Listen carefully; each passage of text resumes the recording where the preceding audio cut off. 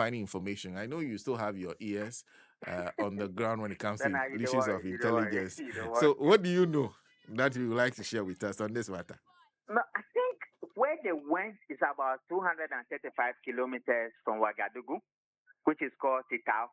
And unfortunately, Titao is at the upper side, the hot zone, closer to the headquarters of the terror group.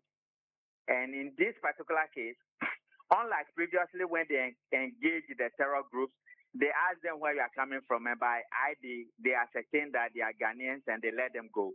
This time around, at the Titao market, they came beating up and killing, shooting indiscriminately. So unfortunately, if you're a man, they beat you and kill you. If you're a woman, they spare you.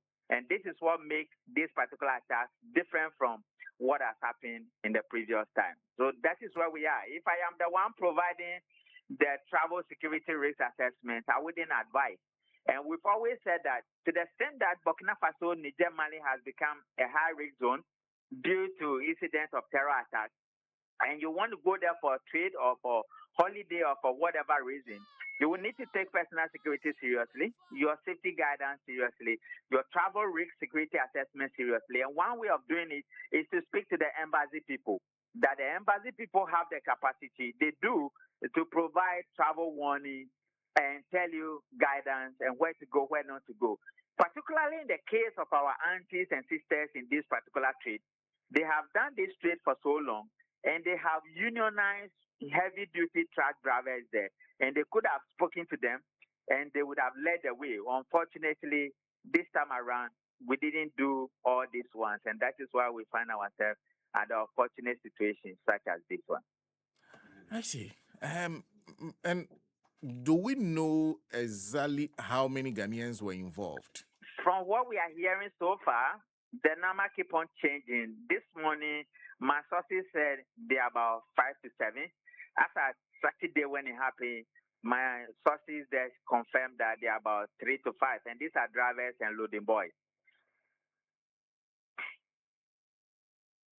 Wow. Well, then, if you do know this, why do you think the Ministry of Interior is careful about putting numbers out? Yeah, because that is the ministry. When I say I'm not the ministry, and that is why in security intelligence, when the full files are not made available to you, you are more subjective and not definite. So I can be subjective and say the numbers are about 3 to 5 or 5 to 7. But when the ministry is speaking, the ministry will have to be definite and will run with that. So that is what it is. Sometimes we come to the same number, or sometimes because it's happening on Saturday, by the time the ministry is coming up with an official report tomorrow or today, the numbers might increase. And that is exactly why we say it the way we say it. You're talking about the travel advisory. What do you think is the best response to this? Both I from think that once you travel into, even people who travel within Ghana, the expatriates who come and Ghanaians who travel abroad who come, we provide travel risk security assessments for them. It's a basic thing we do. It helps in several ways. So when you are going to a terrain such as Burkina Faso, Mali, Niger, which has become noticeable for terror attacks, the best thing to do is when you walk in, speak to your embassy. And I think what the foreign minister Kujata Broka has done over all these months is that he wants to bring the embassies closer to the people. And we need to take advantage that everywhere we find ourselves, speak to your embassy. There are people in there who are security intelligence background and who can tell you the travel guidance, the warning signs, when to go, when not to go, how many people to go. You need a security escort. You need to do this, you need to do that. They are all part of the advisory services the embassies provide, and they go a long way to help. So probably public education on the part of our traders.